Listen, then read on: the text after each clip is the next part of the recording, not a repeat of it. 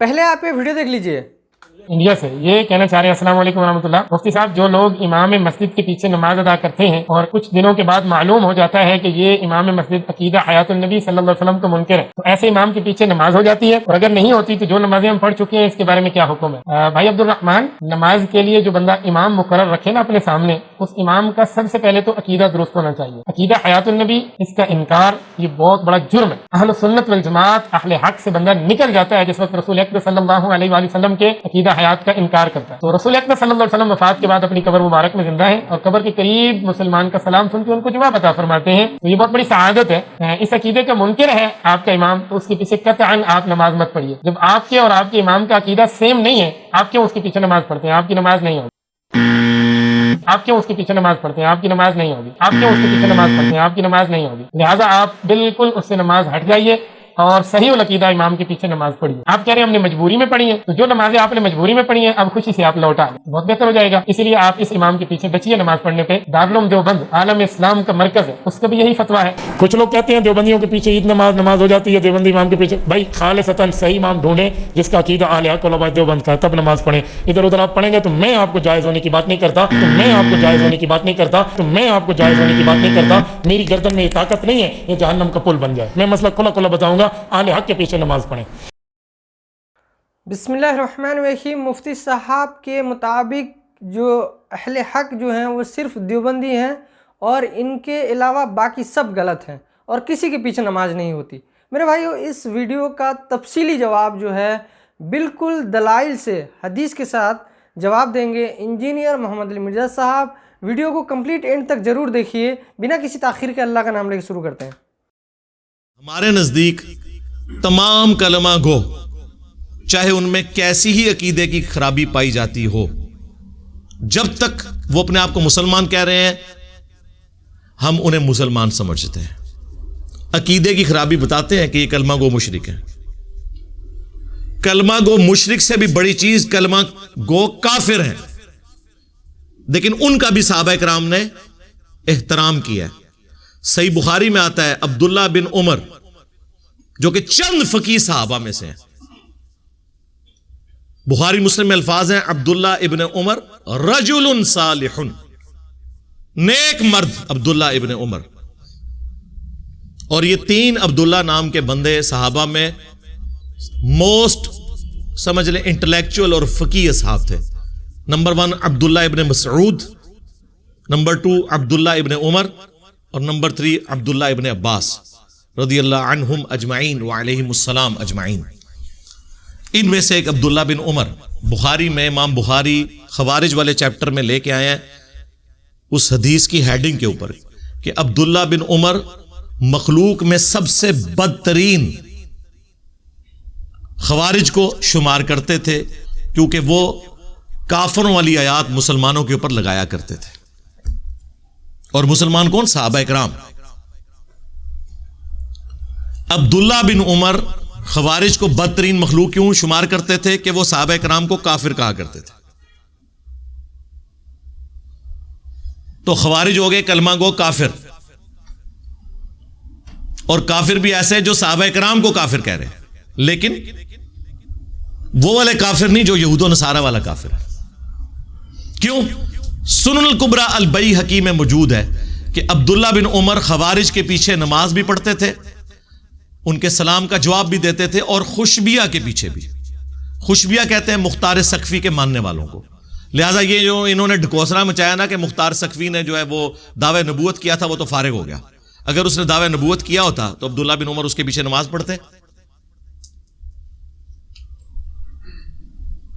चूंकि कातलीन हुसैन को कैफर किरदार तक पहुंचाया था ना मुख्तार सकफी ने, तो इन्होंने फिर उससे बदला उतारा। इस तरह का झूठा ब्लेम लगा के उसके ऊपर। तो उसमें अल्फाज हैं सुनन कुबरा अल बैहकी में, हालांकि खवारिज मुसलमानों को कत्ल कर रहे थे, अब्दुल्ला बिन उमर फरमाते थे जब तक इनकी मसाजिद से हय्या अलस सलाह हय्या अलल फलाह की आवाजें आएंगी हम इनके सलाम का जवाब भी देंगे, और ज़ाहिर है कि हय्या अलल फलाह का जवाब भी देंगे। इससे मुराद नमाज पढ़ना है, सिर्फ अजान का जवाब ये तो नहीं है, प्रैक्टिकली जवाब है। लेकिन अगर ये हमें कहेंगे कि हम अपने मुसलमान भाइयों को कत्ल करें تو پھر ہم ان سے الگ رہیں گے. تو وہی عبداللہ بن عمر جن کے بارے میں بخاری میں آیا وہ کہتے ہیں کہ خوارج بدترین مخلوق ہیں, انہی کے بارے میں سنن کبری البیہقی میں آیا وہ ان کے پیچھے نمازیں پڑھتے ہیں.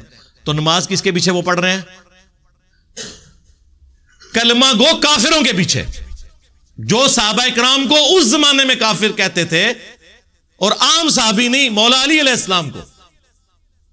آج اگر کوئی صحابہ اکرام کے بارے میں بکواس کرتا ہے تو آپ اس کی علمی اصلاح کریں بجائے اسے کافر کہنے کے. یہی سبق ملا نا اس سے, اور کیا ملا؟ مولا علی سے پوچھ لیں, المصنف ابن ابی شیبہ میں مولا علی سے پوچھا گیا یہ خوارج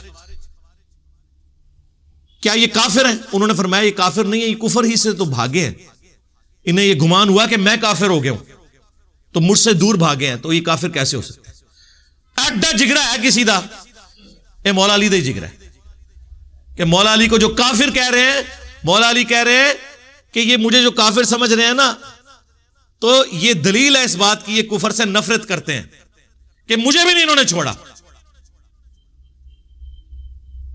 انہوں نے تو بخاری مسلم کی حدیث فٹ نہیں کی کہ جس نے مسلمان کو کہا کافر تو کفر اس کی طرف لوٹ جائے گا.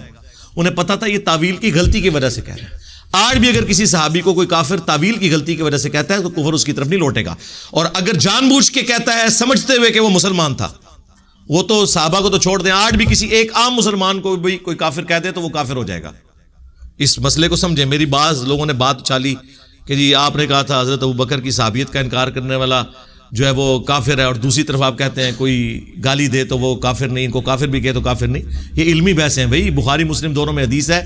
ابن ابی بلتا نے نبی علیہ السلام کی جب مخبری کر دی تھی, کافروں کو بتا دیا کہ حضور مکے پہ چڑھائی کرنے والے ہیں, نبی علیہ السلام کو اللہ نے وحی کے ذریعے بتایا, مولا علی کو بھیجا, انہوں نے اس عورت کے جوڑے سے وہ خط برآمد کیا, اور جب وہ خط آیا نبی علیہ السلام کی بارگاہ میں, حضرت عمر نے کہا یا رسول اللہ اجازت دے میں اس منافق کا گلا کاٹ دوں جس نے آپ کے ساتھ یہ غداری کی ہے.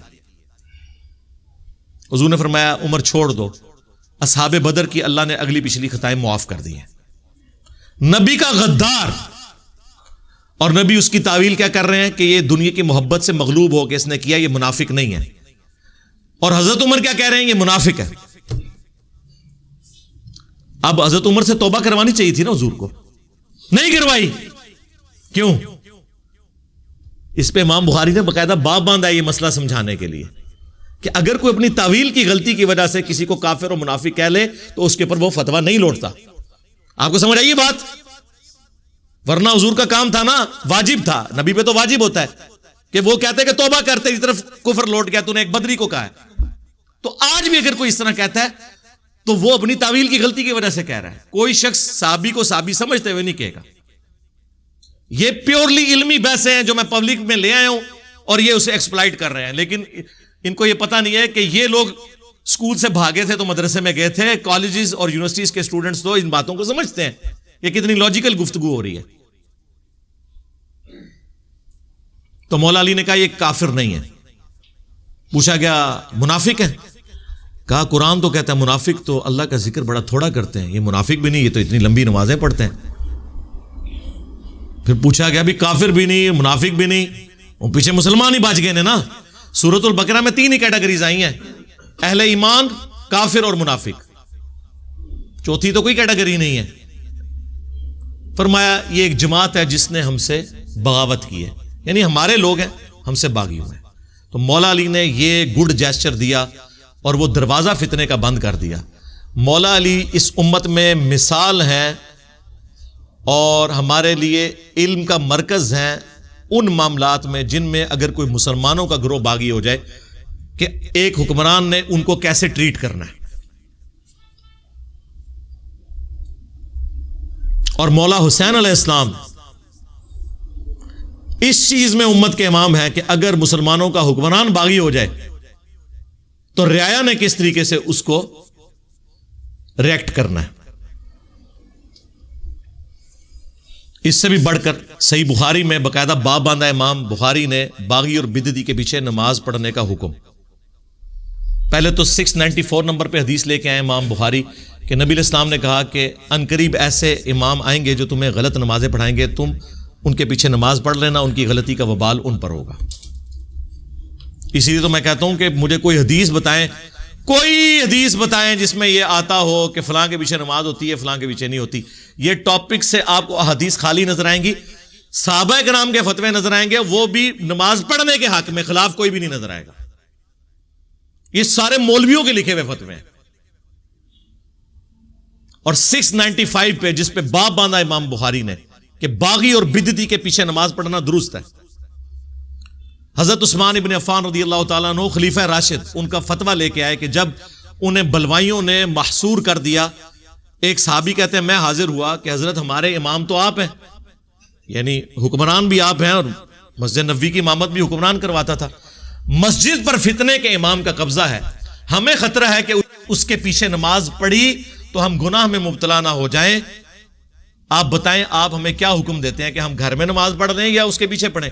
تو حضرت عثمان نے کہا کہ نیکی کے کاموں میں ان کا ساتھ دو، کیونکہ مسلمانوں میں اجتماعی نیکی کا کام ایک باجماعت نماز ہی تو ہے، نیکی کے کاموں میں ان کا ساتھ دو اور برائی میں ان سے الگ رہو.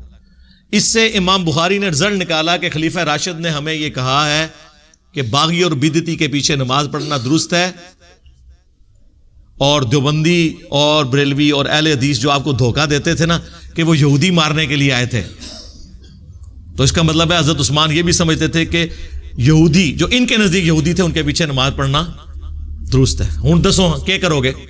ماننا پڑے گا کہ مسلمان تھے. ہاں اہل بدعت تھے، خلیفہ راشد کے خلاف انہوں نے بغاوت کی، سب کچھ تھے، لیکن خلیفہ راشد کا آپ ٹیمپرامنٹ دیکھیں کیا ہے، وہ کہہ رہے ہیں نماز ان کے پیچھے ہو جائے گی. یعنی وہ کہتے تھے مجھ سے اختلاف کرنے کا مطلب یہ تو نہیں ہے کہ اسلام سے نکل گئے، نماز ان کے پیچھے ہوگی.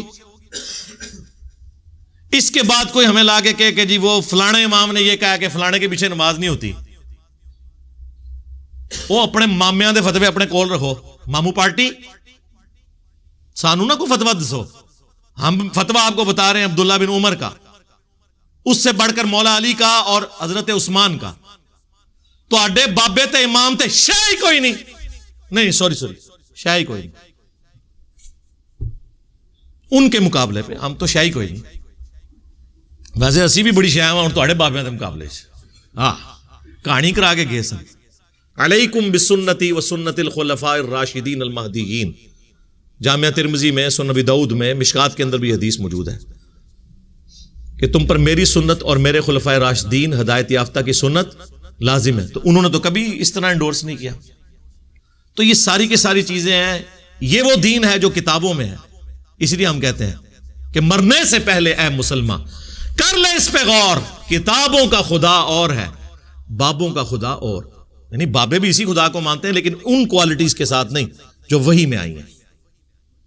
اور جب تو یہ غور کرے گا تو تیرے اندر سے آواز اٹھے گی کیا کہ نہ میں وابی نہ میں بابی، میں ہوں مسلم، علمی کتاب ہے. اور جب یہ آواز گلی گلی سے آئے گی نا تو انشاءاللہ تعالی آپ سمجھ لیں کہ فرقوں کی دکانیں بند، the damage has been done, ہو گیا نا.